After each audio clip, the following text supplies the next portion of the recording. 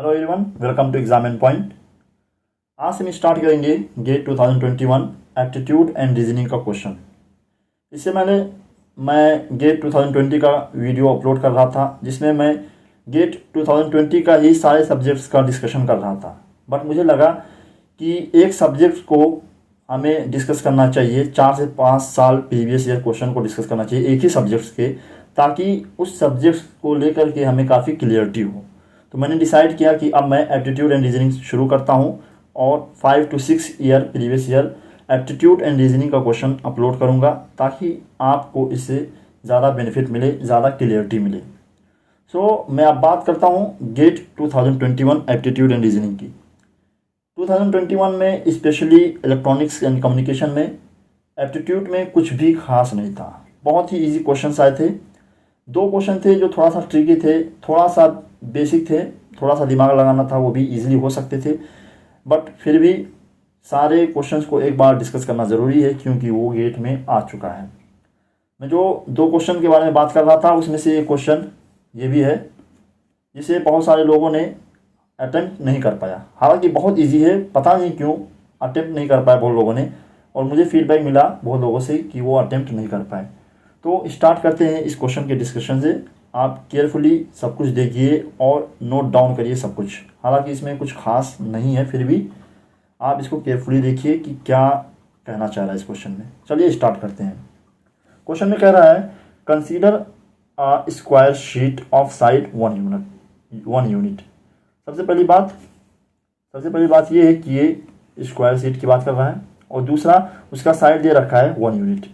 फिर आगे कह रहा है in the first step it is cut along the main diagonal to get 2 triangles. In the next step, one of the triangle is revolved about its short edge to form a solid cone. The volume of the resulting cone. मैं आपको इसको step by step करके दिखाता हूँ कि actually question में क्या रहा है। देखिए क्वेश्चन में क्या कह रहा है कि हमें कोई स्क्वायर दे रखा है, और इस स्क्वायर की जो डायमेंशन है वो 1 यूनिट है। अब कह रहा है कि हम प्रिंसिपल डायगोनल से, यानी इसके डायगोनल से इस स्क्वायर को 2 पार्ट में कट करते हैं। चलिए कर देते हैं। क्या करेंगे, यहाँ से लेंगे हम इस स्क्वायर को 2 पार्ट में कट कर दिया। अब क्वेश्चन में आप देखिए, क्वेश्चन में क्या कह रहा है कि cut along the main diagonal to get 2 triangles. In the next step one of the triangle is revolve about its short edge to form a solid cone। यानी कह रहा है कि इसको कट करने के बाद हमें 2 ट्रायंगल मिलेगा। ये जो हमें दिख रहा है क्लियरली कि ट्रायंगल, ये एक ट्रायंगल है और ये दूसरा ट्रायंगल है, हमें 2 ट्रायंगल मिला।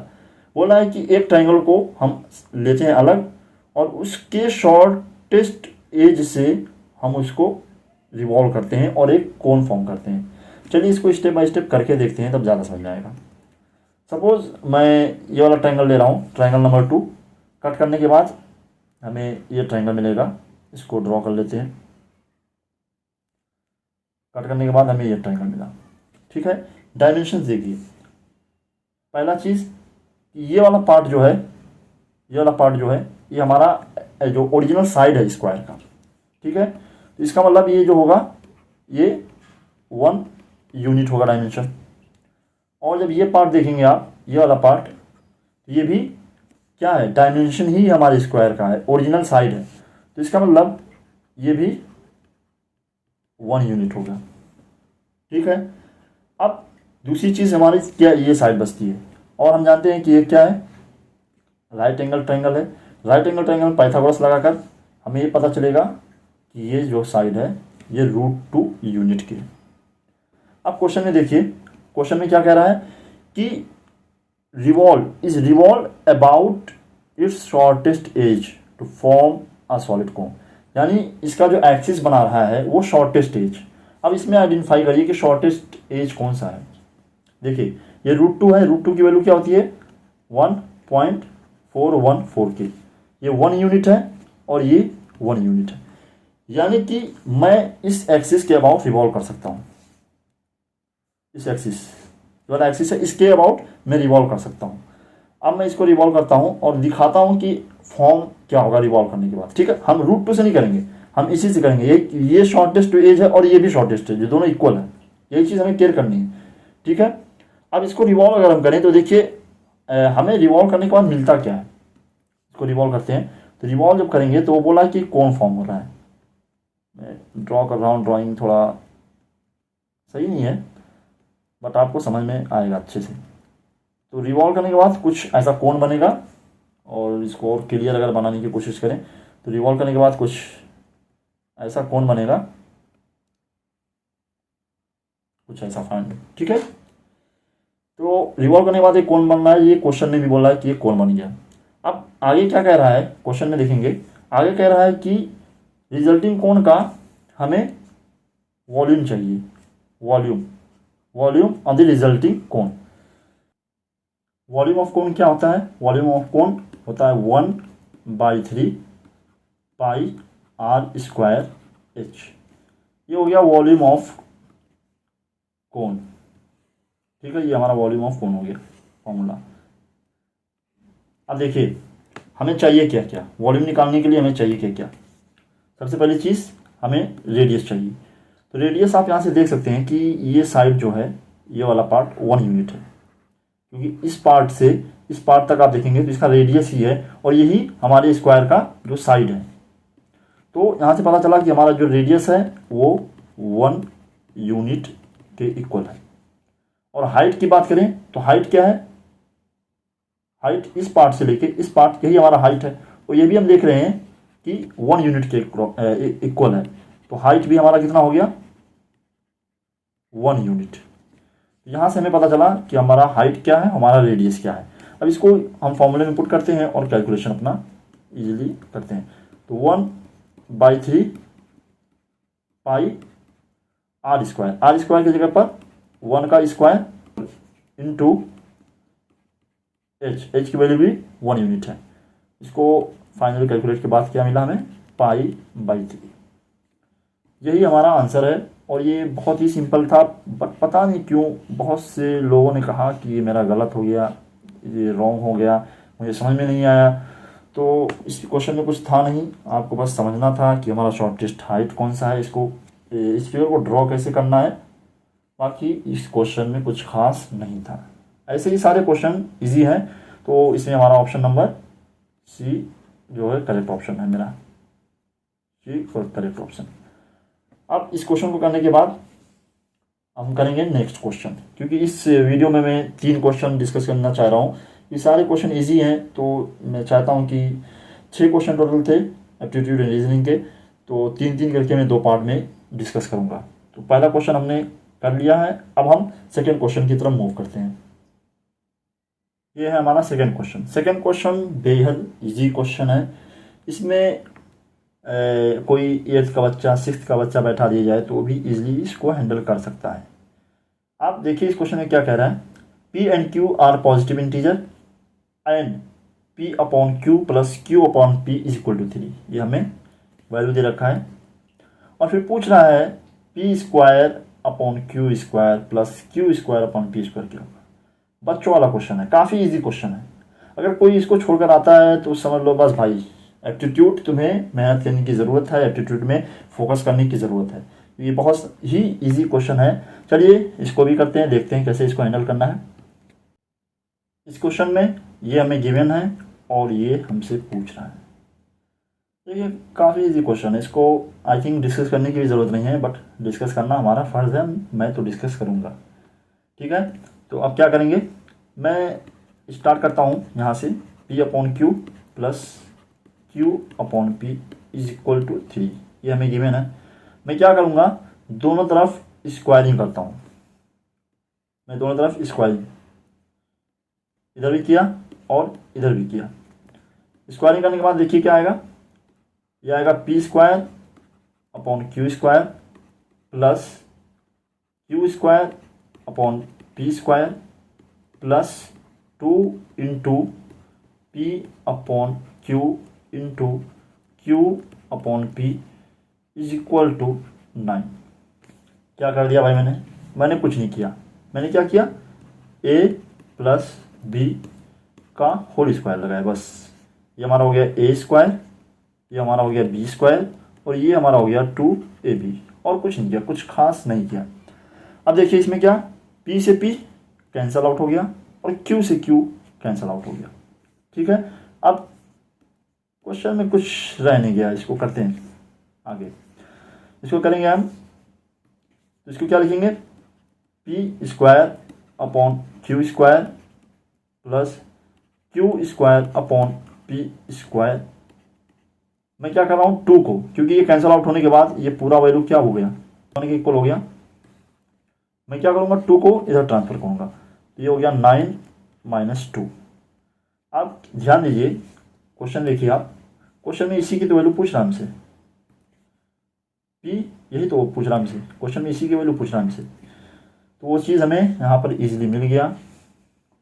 क्या मिल गया, इसको हम इक्वल टू 7 कर दें, और जो एक्सप्रेशन पूछ रहा है वो यही है। तो यही हमारा क्या हो गया आंसर। To easy question.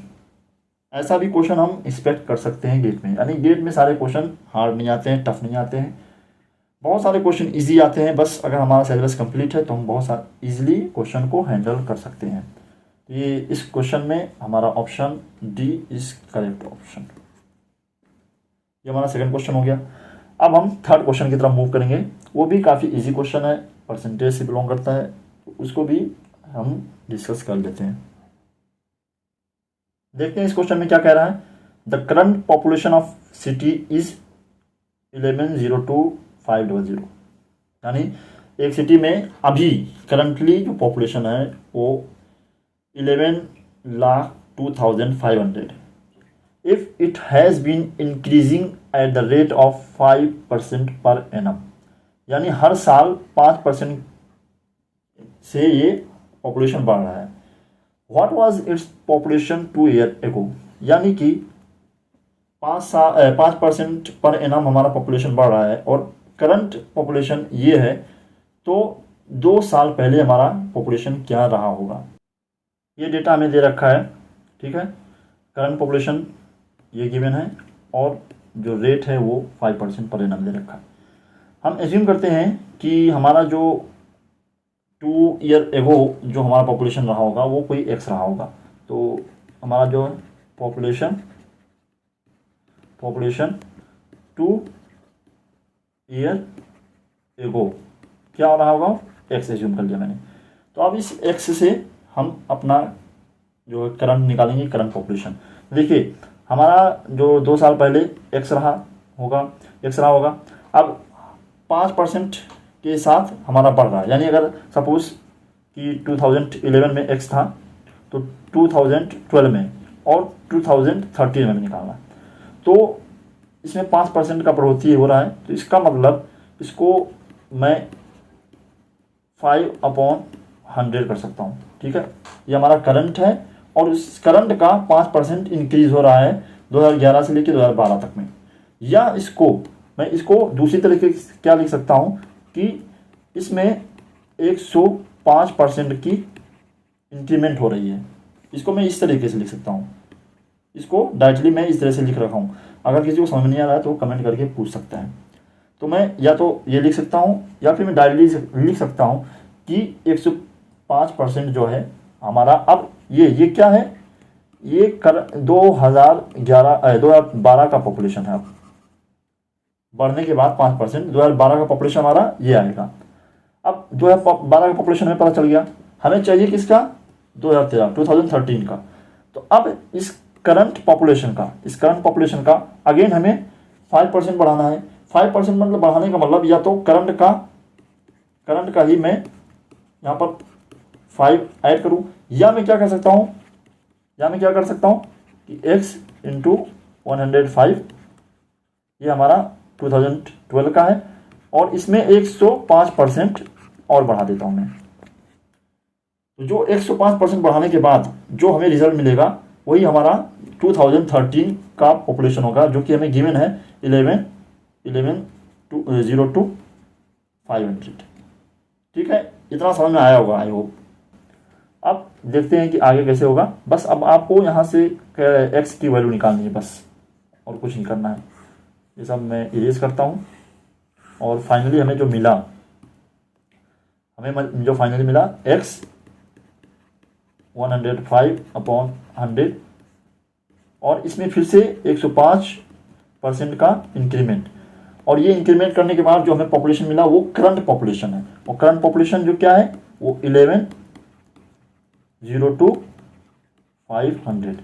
अब यहाँ से हमें अपना x की वैल्यू कैलकुलेट करनी है। तो आप x क्या हो जाएगा 1102/500 इंटू 100 इंटू 100 अपॉन 105 इंटू 105।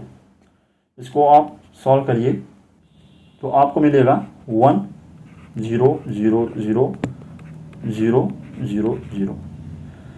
तो ये हमारा 2 ईयर एगो ये पॉपुलेशन रहा होगा, और करंटली जो ये पॉपुलेशन है 5% इंक्रीज होने के बाद। तो ये हमारा आंसर हो गया। काफ़ी इजी क्वेश्चन है, इसलिए मैं थोड़ा फास्ट चल रहा हूँ और ज़्यादा इसमें कोई खास कुछ कर नहीं रहा हूँ। तो ये ऑप्शन ए हमारा करेक्ट ऑप्शन है। तो इस वीडियो में मैंने 3 क्वेश्चन डिस्कस किया, और बाकी 3 क्वेश्चन और रह गए हैं 2021 का एप्टीट्यूड का क्वेश्चन, जिसमें से एक क्वेश्चन काफ़ी अच्छा है, उसको डिस्कस करेंगे हम। इक्विलेटरल ट्रायंगल और रेगुलर हेक्सागन से बिलोंग करता है, काफ़ी अच्छा क्वेश्चन है वो, उसको डिस्कस करेंगे। आप इसको देखिए और नेक्स्ट वीडियो के लिए वेट करिए। आई होप आपको कुछ नया सीखने को मिला होगा। उसमें कुछ नया है नहीं वैसे, फिर भी आपको मज़ा आया होगा ये लेक्चर देख के। अगर आपको किसी भी तरीके की इम्प्रूवमेंट चाहिए या किसी भी तरीके से डाउट है तो आप मुझसे पूछ सकते हैं कमेंट करके। आप इंस्टाग्राम पे मैसेज कर सकते हैं या यूट्यूब इस वीडियो के नीचे कमेंट भी कर सकते हैं। मैं मिलूँगा नए वीडियो के साथ और बाकी के 3 क्वेश्चन के सॉल्यूशन के साथ नए वीडियो में। Thank you very much.